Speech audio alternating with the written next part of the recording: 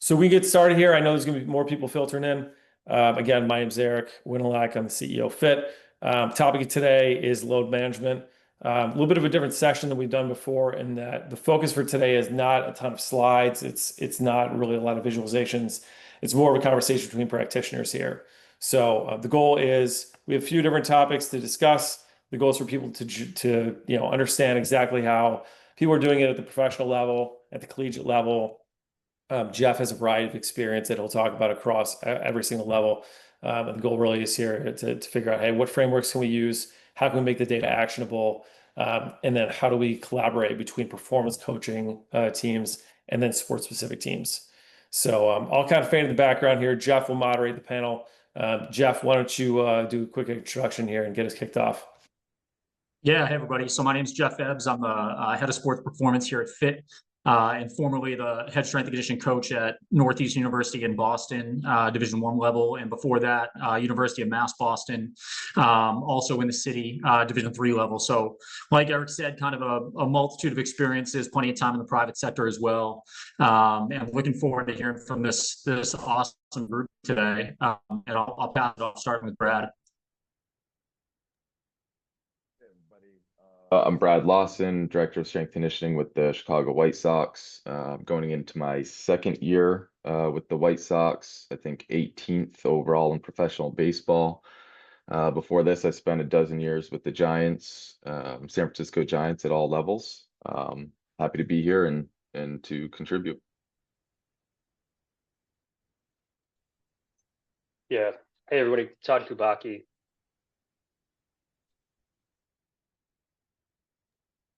I'm our Director of Applied Sports Science. I just finished my 18th season in professional baseball, in third season with the Chicago White Sox. Was fortunate enough to spend the first 15 years of my career with the Cleveland Guardians.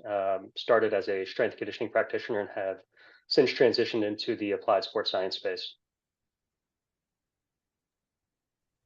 Hey everyone, my name is Terrell, and I'm starting my second year at Oklahoma University. I'm the Director of Performance for men's and women's basketball. Prior to that, I was in the NBA with the Atlanta Hawks and the Washington Wizards, and prior to that, in the private sector, doing a number of different things. And excited to be able to talk with these guys about load management and see what we come up with.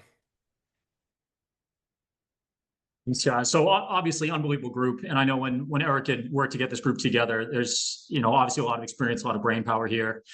You all have been doing this for a long time, and I think in the realm of data management, data monitoring, load management, I think you guys probably can navigate that like the back of your hand now. But I remember when I first started working in college athletics, I got exposed to all these various data streams. It literally was like that expression, like drinking out of a fire hydrant.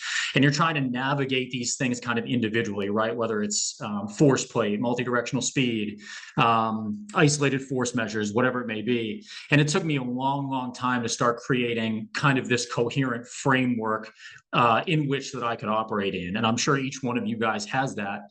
And for me, that kind of starts with like a unified language across the organization or the staff. One thing I always preach is like a very in-depth understanding of KPIs, right? Like define your KPIs down to a granular level.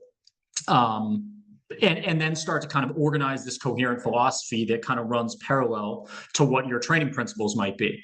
And so that's kind of where I want to start, is like the idea of frameworks. And Todd, I want to start with you. If you can talk through that process that you've gone through with Brad as he joined your staff in terms of language, KPIs, training principle, and philosophy. Just talk us through that process and how that's gone.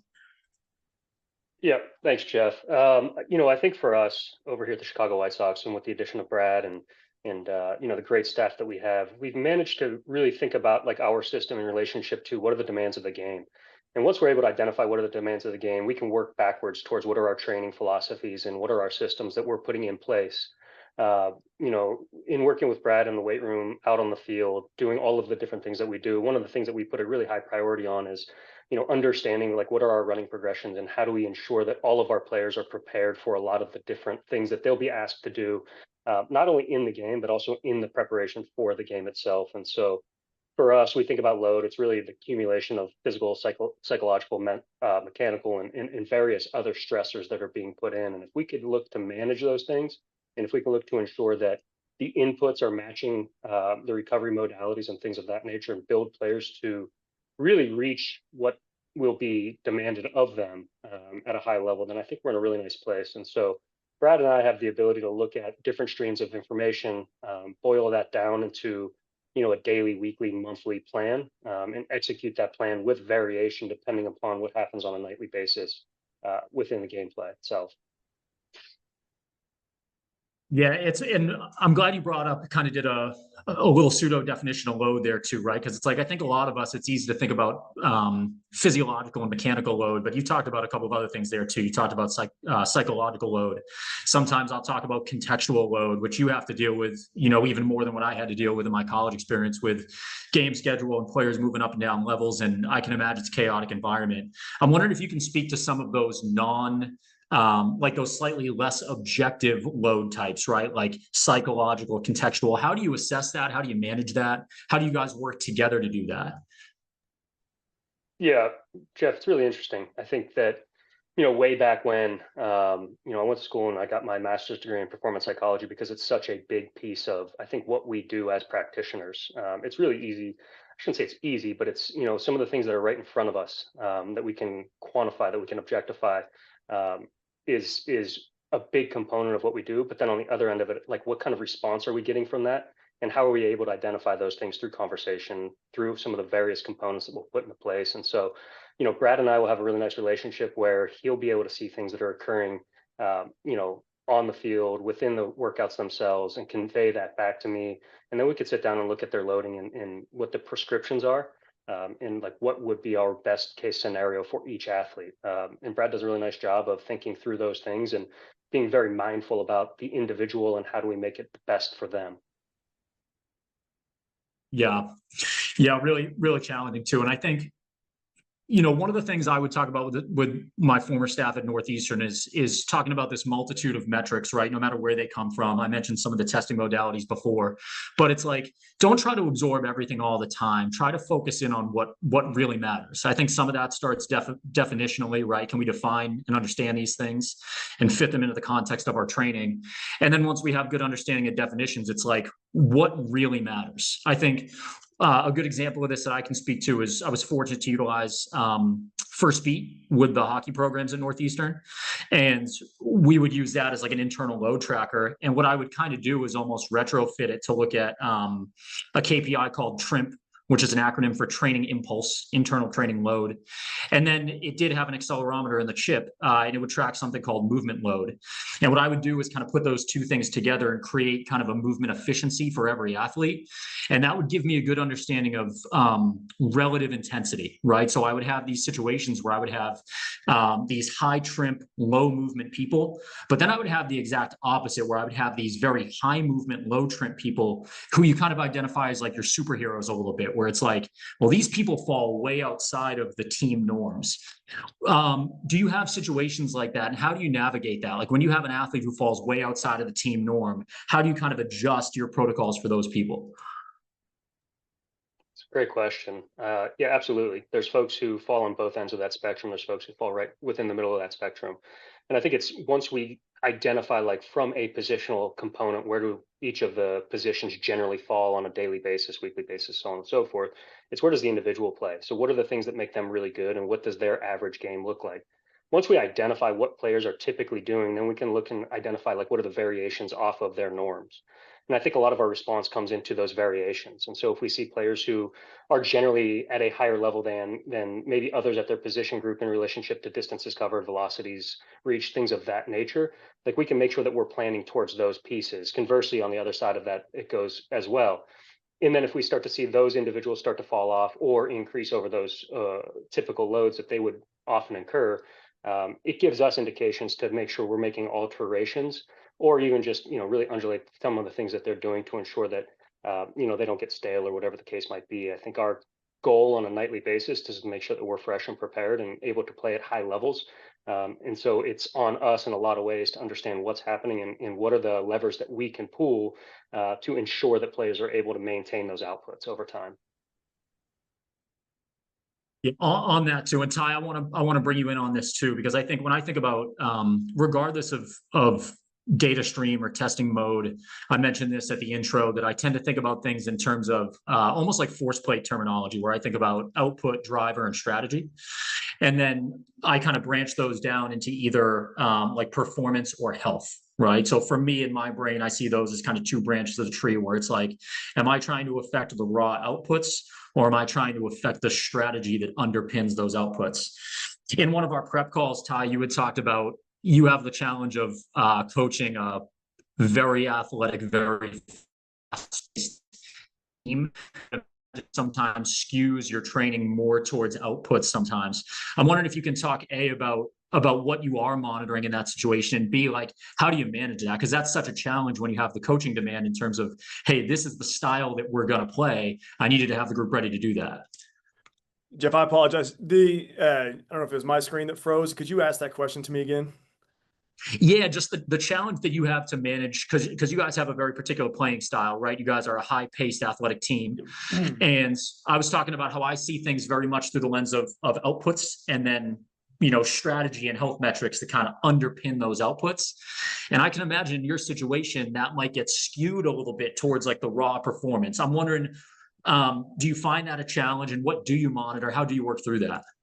Yeah, so the women's team here is last year was the #1 pace in the country, the women's basketball team. This is what Geoff is referring to. And being my first year here, it was a lot of observation. So understanding game demands, and I think, you know, Todd referenced that to get going. I think that's, you know, that's the foundation for all this. Like, what do you actually have to be prepared to do? And then so that's the first, you know, my first year here was monitoring that and just kind of understanding okay, if we're going to play at this pace, this is what it looks like.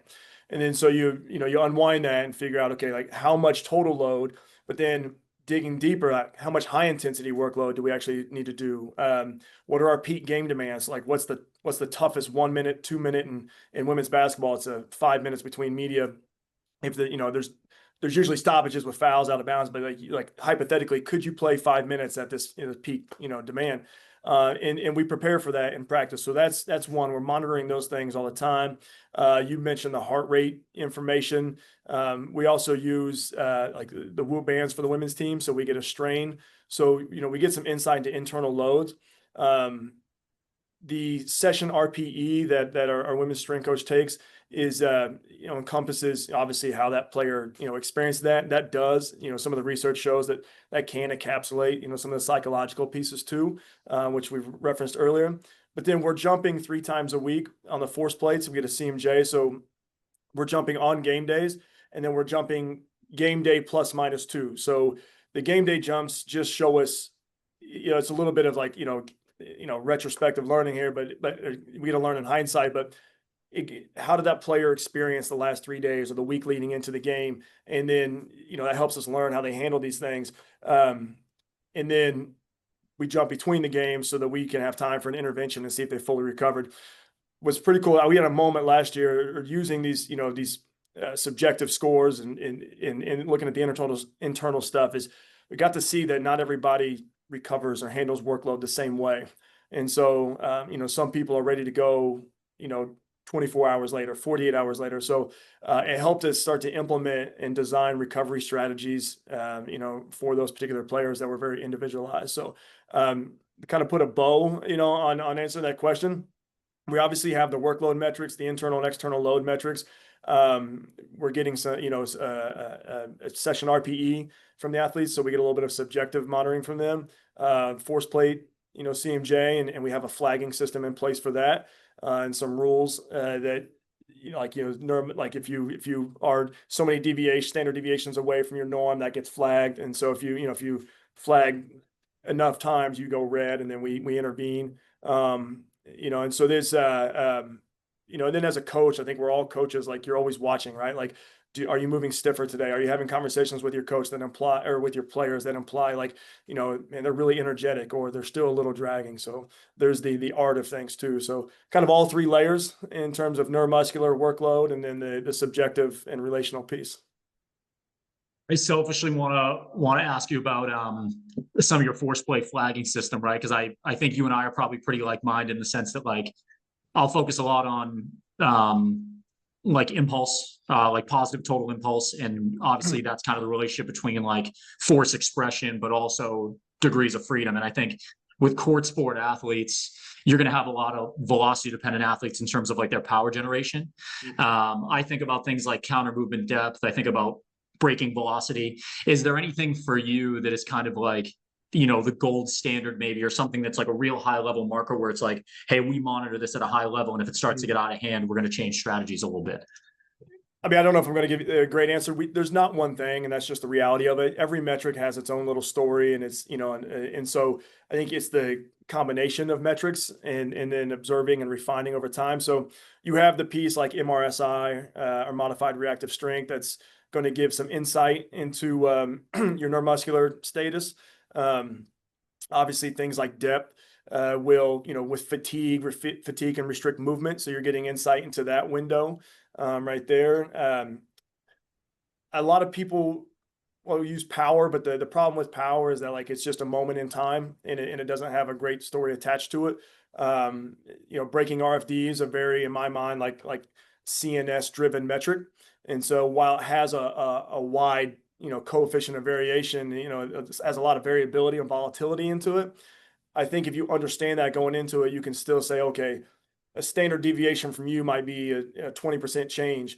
And that's a big change, but but we know that within your norms, because we've tracked this over time, that, you know, 25% is more than your, you know, your norm. So I think you can use that metric even despite its volatility. But again, I wouldn't rely on just one thing. So you're looking at, we concentrate, you know, impulse, to your point, like how much force can you put into the ground, depth. So how much range of motion do you have? Has your strategy changed from its norm? And then some of the neuromuscular or CNS driven metrics, I think, kind of gives you a really good picture. I love it. One more for you too, and then I want to get into Brad about programming adjustments a little bit, but kind of a similar question, but just more on the like the neuromotor and kind of the physiological side of things. Is like, and I'll go back to my experience with First Beat again, is like we used to track something called 7-day TRIMP, 7-day training impulse. So more of like a cumulative load. And in the years that we got to work with that system, we didn't set many hard and fast rules, but one that we would set is that we had basically a high threshold 7-day TRIMP that we weren't going to exceed. And if we did exceed that, we would start to pull people from portions of the workload. So that might be the type of training session they're doing with me. That might be, we're just going to take them off the ice. They're not going to practice that day. I'm wondering if you have any experience like that, or any kind of like hard and fast rules, or if everything is kind of this malleable conversation. That's a good, I mean, I think everything's malleable, and that's just my personality. I wouldn't push back if somebody had hard and fast rules, and maybe there's a hard and fast rule I'm just not thinking of right now. But, you know, we play sports is competitive. I mean, you know, Brad and Todd, like, you're playing every single day. So like the accumulative load is just can mount and mount and mount. And, you know, in college, you're practicing more you do in the pros. So, you know, a lot of times we're accumulating, you know, more workload, you know, sometimes 125, 120, 150% of a session of what the game would be in practice. And so you know, you have to be mindful of these things. So for me, it's more about, when are your high days, and, you know, are we allowing an appropriate amount of time, you know, between our high days and be able to perform, and then vice versa. Do we have enough time between game and our next high day to make sure that, you know, players can push and, you know, push at a reduced risk? So while no, there's no hard and fast rule, I also lean towards the side that, you know, we're here to play a sport, and there's a cost that comes with that. And that, my personal opinion, and this is just my personal opinion, is that, you know, we have to be the flexible, adjustable piece on the back end, meaning medical, performance, nutrition, these support pieces, because the game demands are going to be what they're going to be. The head coach is going to do what he or she feels like they need to do to prepare the team. Now we inform, we give insight, we try to frame things, we try to guide in a direction that we think is going to best suit the athlete. But if our top of the key, you know, ball screen defense is just not good enough, and we have to do 6 more reps to get it there, and that pushed us over our you know, projection for the day, then that's what it is. And then we just make sure on the back end, you know, that we're taking care of things. Yeah, it's funny. I've had experience in the college environment with both like the medical model and then where you're truly like an extension of the coaching staff. And regardless of either one of those formats, I've always said that like you got to be an extension of the coaching staff and be that kind of flexible, malleable professional. I almost view it kind of like working within like the bumper rails for the athlete, right? And kind of on that note, Brad, I want to get to you about operating within those bumper rails. And like you have the daunting task, like given the schedule that you have to operate under, and all like the variability in your athletes, of like probably making some programming adjustments in pretty short order. I'm just curious, like, how do you navigate that based on the communication that you and Todd have? What are some ways that you think about, like, okay, this can be kind of our lower day, this can be our intermediate day, this could be our high day, or do you even do it like that? Like, what's that process like for you? I think that's a good question. Kind of building off a lot of this workload, talk. We do utilize a microdose within the weight room. And not that it has to be restricted to the weight room, but we do use a microdosed approach to training our athletes. Guys are out competing every day. Some guys are starting, some guys are coming in the last couple innings of the game. Relievers, they could be hot multiple days in a row to where they could potentially be in the game, stuff like that. So being agile on our end and in the way that we train guys is important, right? There's been a lot of talk of like the objective information, Ty, he kind of alluded to some of like the subjective information, the RPEs and that sort of thing. And having the, kind of like the art, right? Like Todd really provides a lot of the objective and like the science, and that helps create a really good roadmap for development for where guys need to go, or where we need to try to get guys to ultimately improve their performance outcomes. But using this microdose approach allows us to be a little bit more agile with the way that we're programming for guys. So if a guy's coming in feeling great, he's looking to work, then we can put him through a higher intent day, right? A higher intensity type of training day in the weight room, or wherever that work is going to be taking place. But if he comes in dragging because he's a little bit beat up from the night before, got hit by a pitch, kind of got beat around a little bit, then we have the ability to just kind of select almost from like this menu type of option, a lower intensity type of training day. So that's kind of how we, address that schedule congestion, if you will, and still keep guys training on a very regular basis. You just used a word that I love, like use the word menu. I've talked about in the past, and that I feel to really struggle with is like the idea of trainable menu, right? So like, especially with a microdosing strategy, is like I have a somewhat limited amount of time per day to be able to get as much high value, low complexity things in as possible. But if trainable menus are large, it becomes efficient. I'm wondering, do you shrink your trainable menu kind of in season, where you might not be using as many drills, but the things that we are doing are very consistent, very well done, or is that not the case? Sorry, Geoff, you broke up a little bit there. I don't know if it's on your end or on my end. Can you repeat that for me, please? Yeah, just thinking like with that term, like trainable menu, like when you get in, into the heart of the season and you're working in these micro dose sessions where you have to be really efficient, right? I think about high value, low complexity drills. Do you find yourself kind of shrinking the trainable menu, or like the menu of drills that you're using, to be able to get better consistency and better execution? Yeah, absolutely. With in-season training, I do tend to, kind of bias a little bit more of the general strength work, try not to be too specific. They're already doing such a high level of specificity training during practice, going through those repetitions in game, that sort of thing.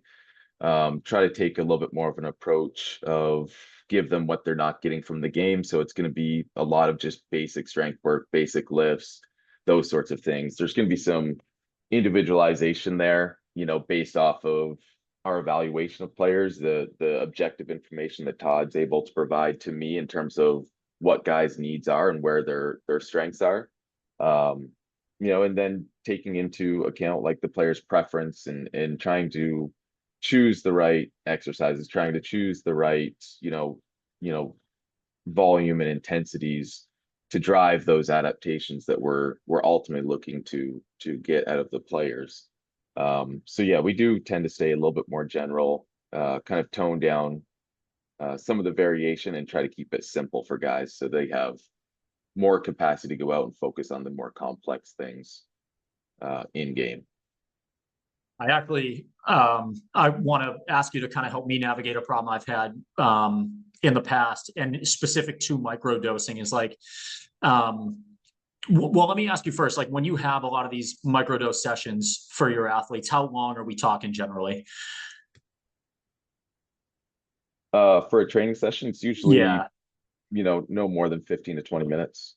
Oh, wow. Yeah. So that's even like a more aggressive issue than what I would be dealing with. Is like, I was thinking in like the 20 to 25 minute range. And there was a group I had in the past, I would get them before and after their practices. And that was great because I knew we weren't getting enough training volume. So I was trying to get them more training volume to keep us in a better space. But then I had a really hard time navigating the tools that I wanted to use. Like, I very much think about things through a movement lens, where I kind of want to do some ground-based work first, and then get us up on our feet and start putting some pressure into the ground. And by the time you do that, 20 minutes is gone and you haven't done anything, right? So for me, it's this kind of really tricky balance between making sure that we're prepared to do the work while also using the time as effectively as you possibly can. And I feel like I've done a bad job at that in the past. I'm wondering what advice you would give on how to maximize those very short sessions. How do you approach it with your athletes?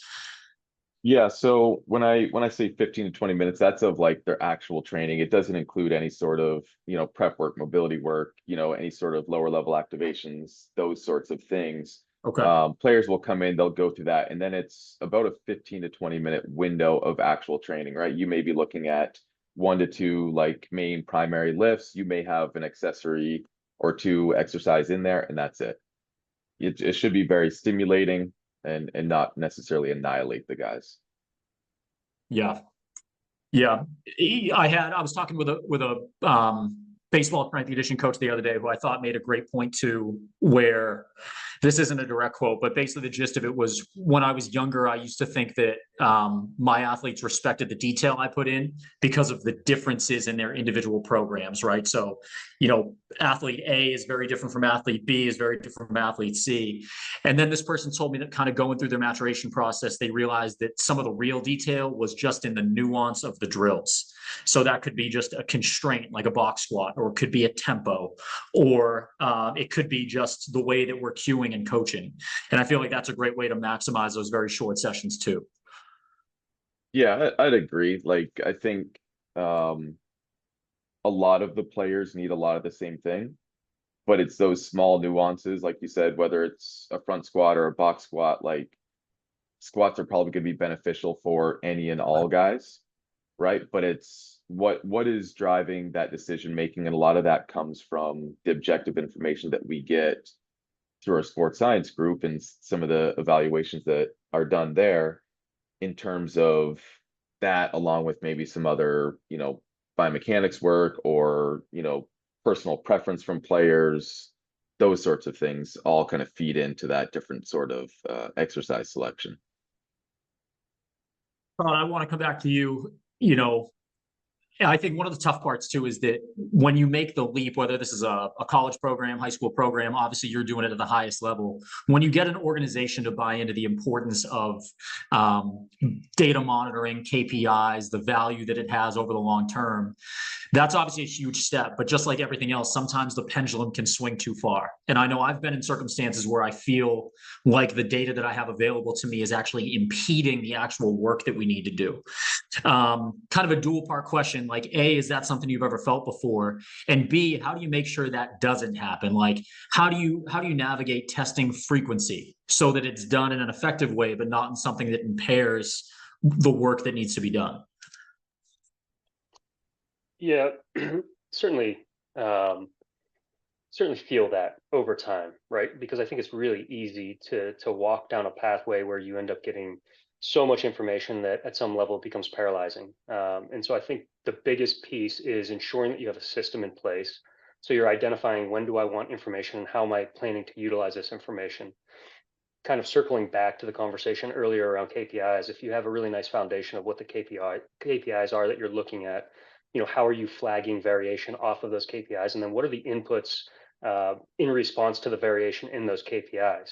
Once you get to know your players really well, and really understand who responds well to what dose and all of those different details. I think if you hold true to the systems that you put in place, oftentimes you'll have really nice outcomes. I think leaning on historical information and leaning on kind of some of the experiences that I've had in the strength conditioning space and in just the collaboration across an entire sports performance team, I think it's really important as we navigate objective information and really understanding that we have alignment with the player, having alignment with the staff, that our goals are their goals, and we continue to make sure that what's top of mind for us is individual athlete progression versus data collection and variation off of the information. And so I think for me the biggest piece is ensuring that on an individual basis that we're aligning with that individual, we're aligning with the staff that works with that individual. We have a really nice, clear, concise idea of what the goal is for the individual, and we just stay true to a pathway towards success, and in making sure that we're not trying to overcomplicate things simply to overcomplicate them. Yeah, there are so many good points there. Like, I particularly love the point about, you kind of just talked about a North Star, right? It's like, what's the goal? What's going to be the North Star? And then what are we going to do that consistently gets us there? And the other part, in my time working with some younger staff members that I've been able to mentor, one of the things I've said is, they'll bring up a certain topic, and if it's a topic I feel really good about, I'll say, like, just by virtue of even considering that, you're probably going to start being a better coach. One of the things that took me a long time to learn that's in that category is, you talked about, like, the specific response for that athlete, right? Like, not everybody responds to things the same way, whether it's load, fatigue, training sessions. I had a basketball player who's on top of mine that was a ridiculously high adapter. And it took me a long time to realize, too long, that, like, I didn't have to strength train him 3 days a week. I could probably strength train him 1 day a week and then change that stimulus the other 2 sessions. How do you do that? Like, how do you go through the process of getting really in tune with your athletes and then starting to kind of identify what stimulus they might respond well to?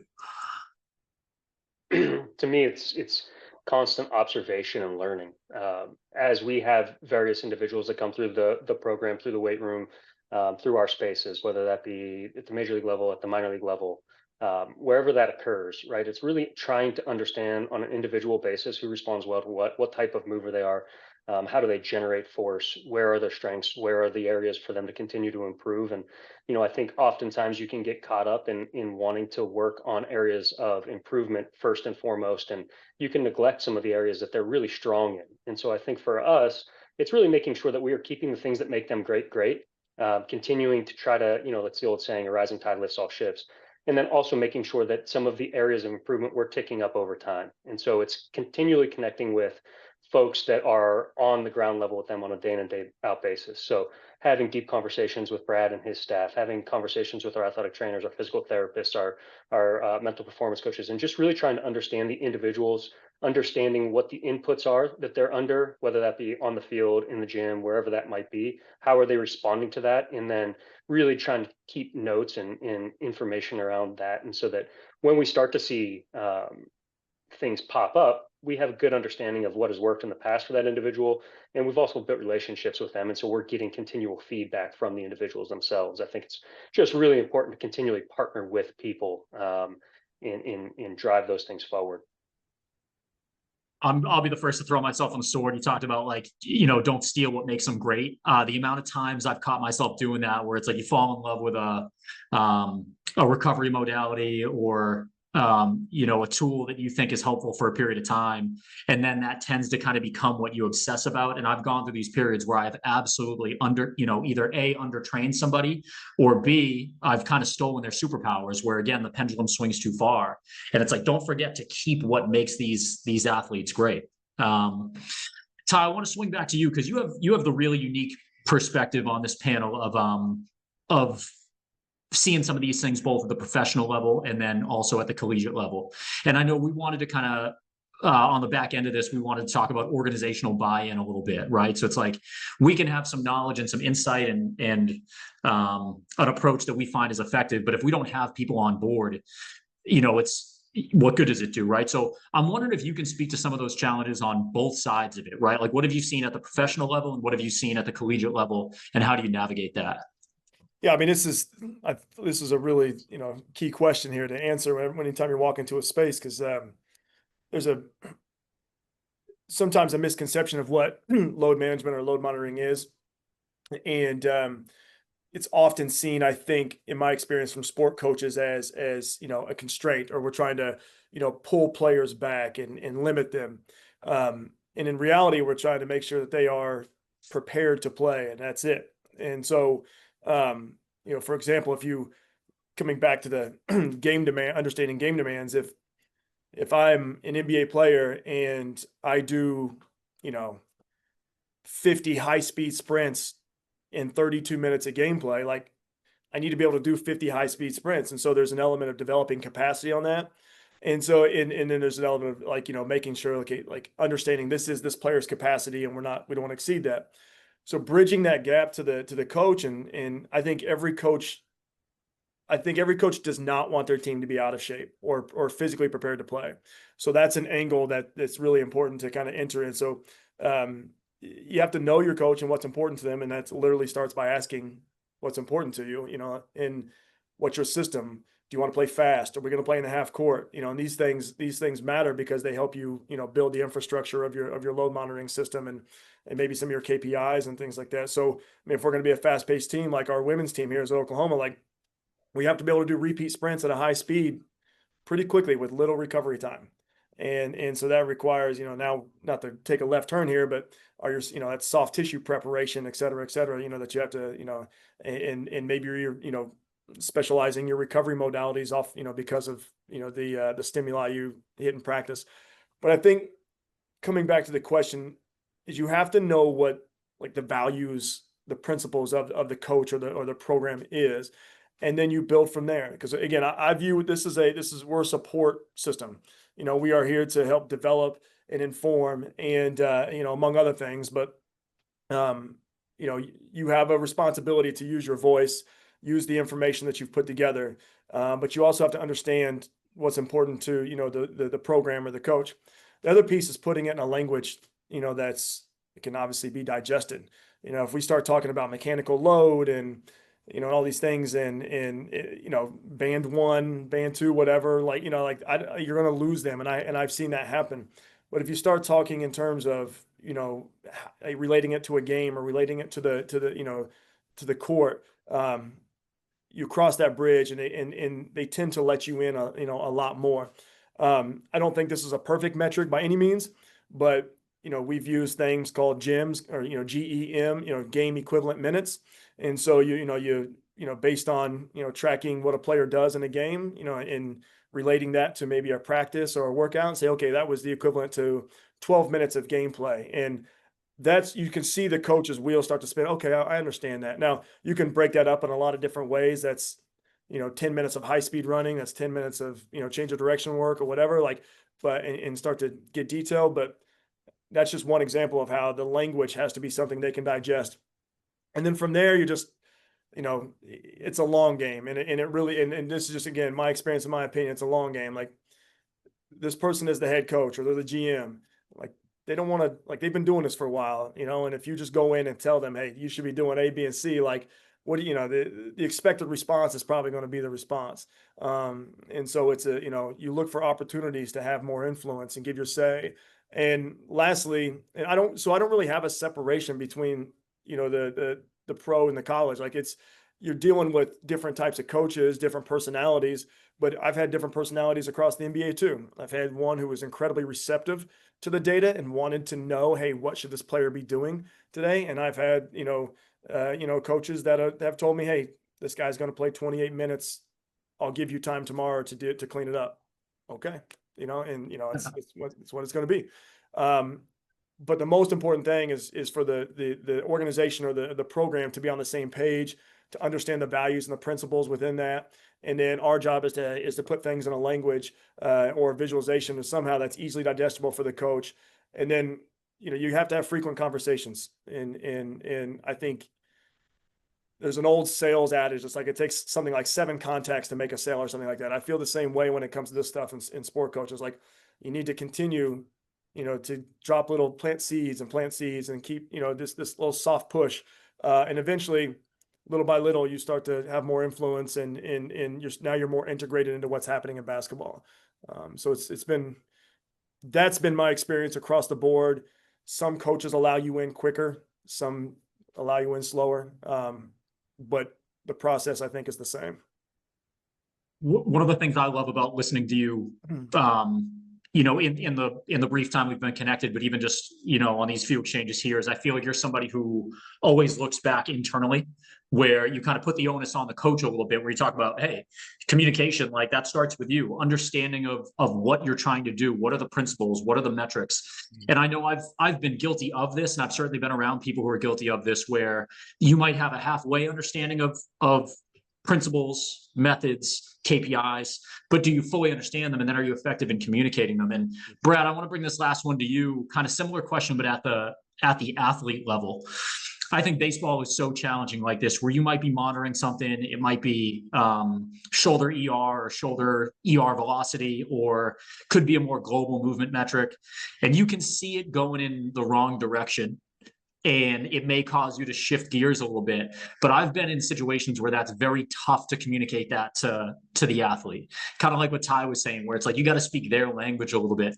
How do you do that? Is that something you found challenging? Obviously you're working with a super high level athlete, so I'm sure the care is very high, but how do you put things in their terms?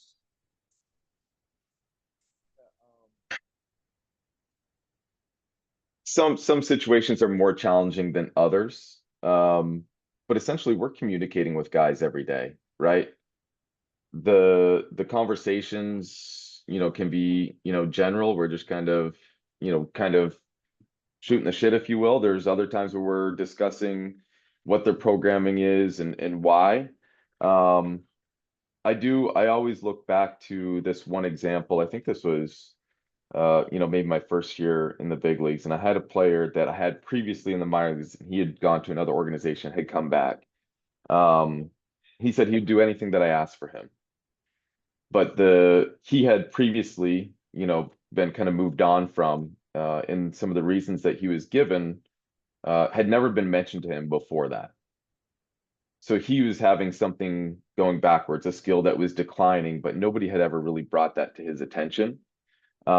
He's like, just promise me that if you ever see anything going backwards, if I need to improve something, you'll let me know, right?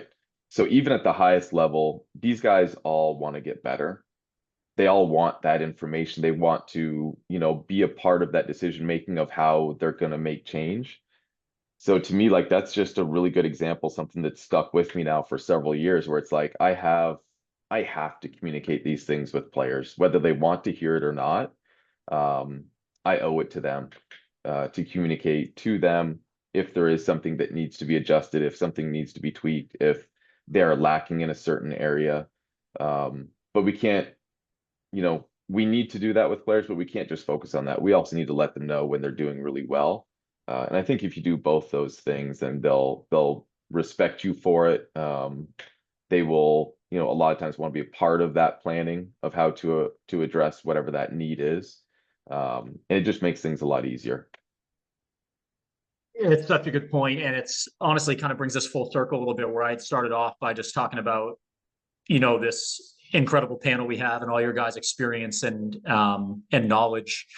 And I think sometimes great coaches can go through periods where you almost take for granted all that experience you've accumulated and knowledge you have and how coherent your framework is. And I know I've gone through periods where an athlete will say something to me and I'm like, really, you don't know that? Or really, you're not aware of that?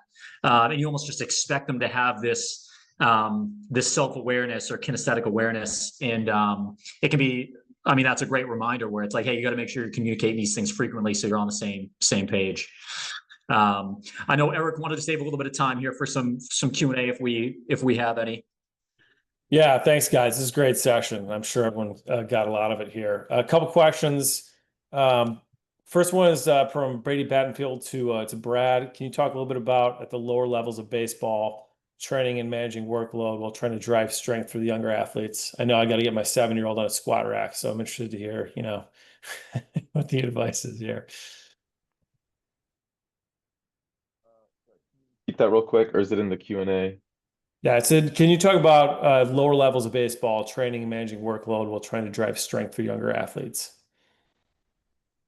I mean, if we're talking like lower levels of like professional baseball, that sort of thing, it's you know, increasing their strength levels is of utmost of importance, right? It's one of these foundational qualities that's going to improve almost everything across the board. Giving strength through greater ranges of motion is going to help create stability through different joints. It's going to help increase, impulse, like Geoff has talked about. So all those things, like it's just a foundational piece that can't be neglected. In professional baseball, if that's what we're talking about, I do really value the microdosed approach because we can go in there, we can hit 3, 4, 5 sets of squats in a day. Maybe that's the only thing that they do, and they can still go out and play that game that night. If you're, looking at like an amateur or collegiate level, like you're gonna have set off days to where you can properly plan and progress, for an example, your squat progressions throughout the course of however many weeks your season may be. And a lot of it does come back to that planning. Like, how are you going to progress things? How are you going to undulate, intensities and volumes and all of those very kind of like basic pieces of like periodization. So I do think it's of utmost importance. It should not be neglected, and the players will reap a lot of benefit from it if they're really consistent with it and they put in the proper intensity. Good time for one other one, but did anyone want to jump in and add a point on top of what Brad just said? Otherwise, we can go to the last one.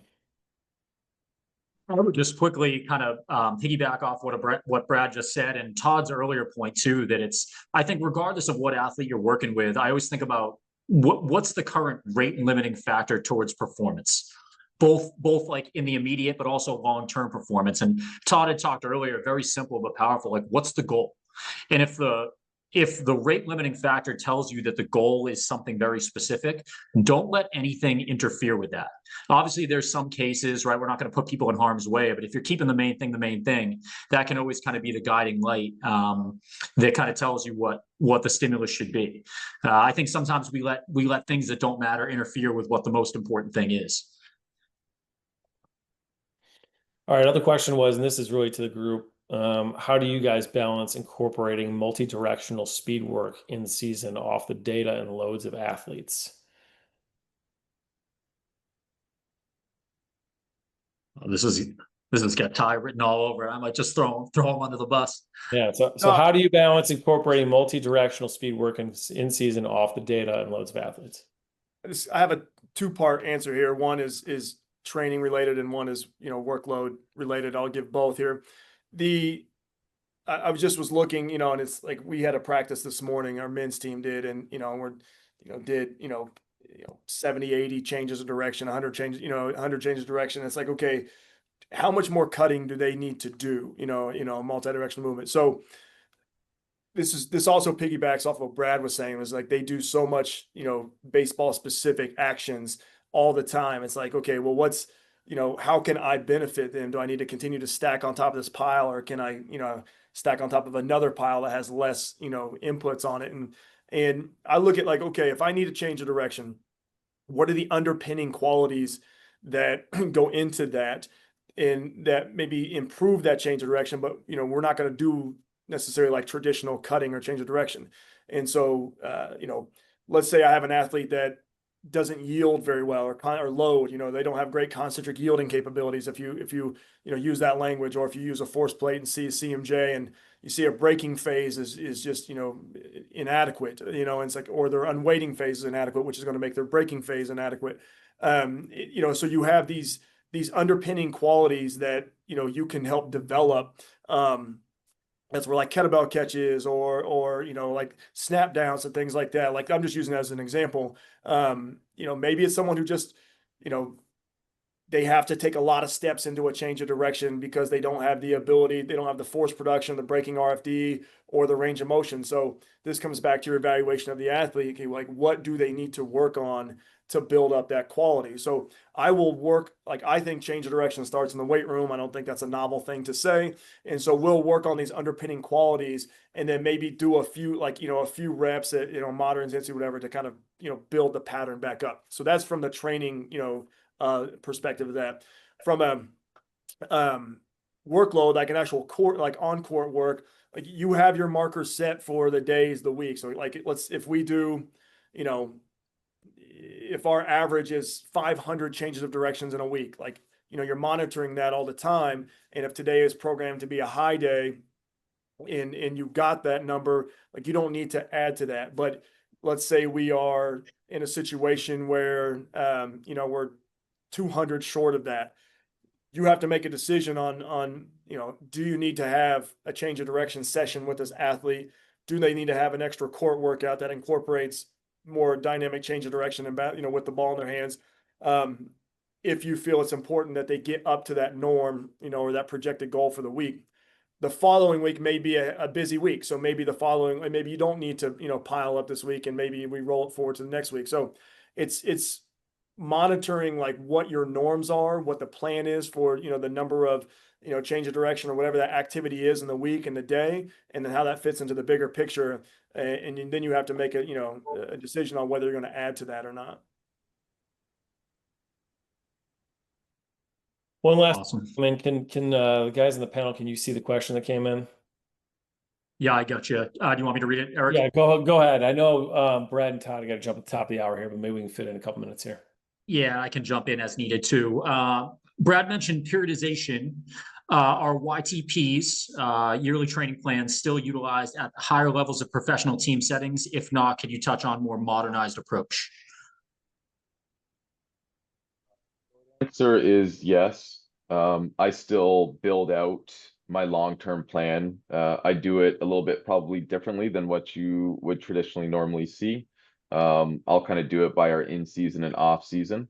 And I look at it, I don't want to be lost in the midst of the season, not knowing what direction I need to go, and some form, whatever form of a periodized plan works for each individual, I think is critically important to help kind of continue guiding us so that we're not just continuing to drive the same adaptation over and over, or work at the same intensity over and over, the same volumes over and over, any of that. And then also looking at other training qualities, like how are we going to work those in to different times of the year.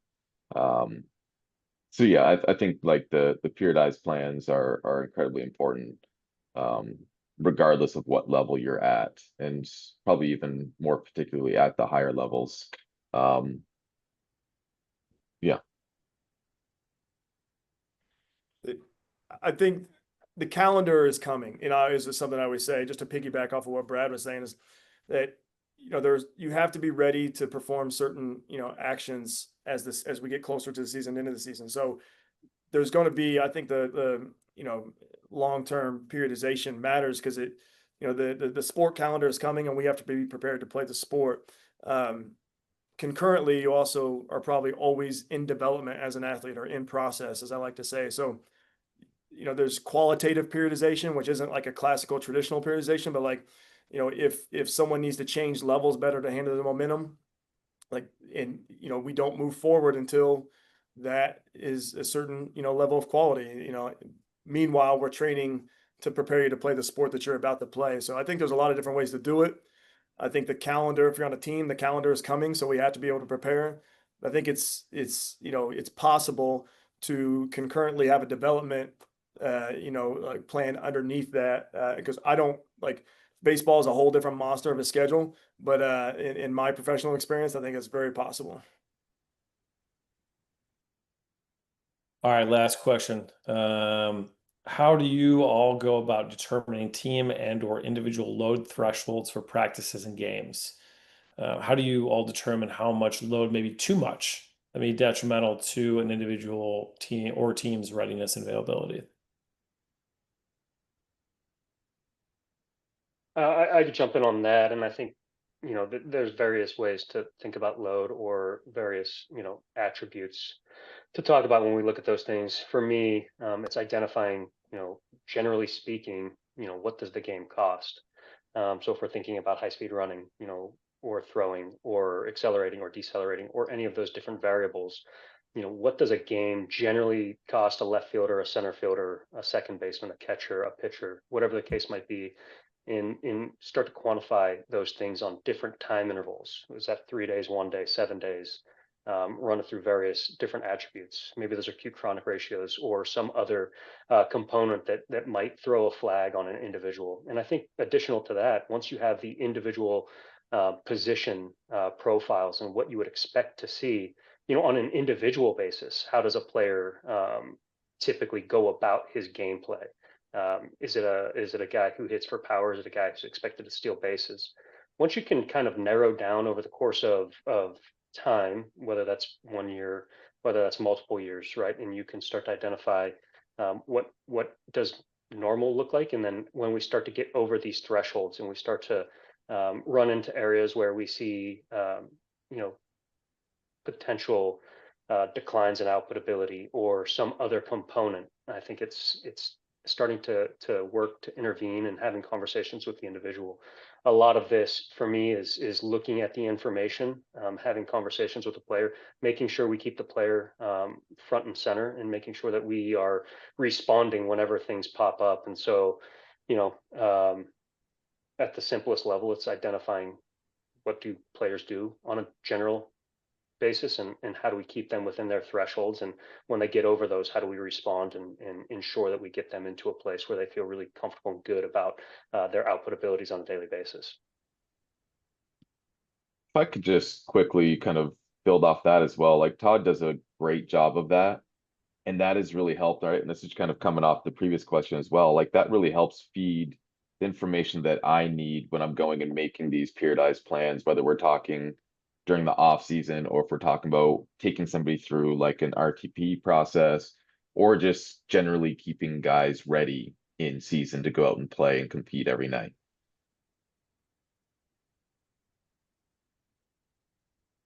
All right.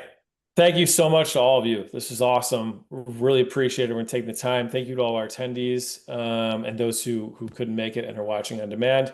If you have any questions for anybody here, you can find most of these guys on LinkedIn. If not, you can send an email to either Geoff or me. And see us for the next one. We have one coming up on November 5th. It's a little bit more baseball focused as well on off-season training plans. So it kind of dovetails nicely with this event. But yeah, if you need anything, just reach out to us. Thanks again.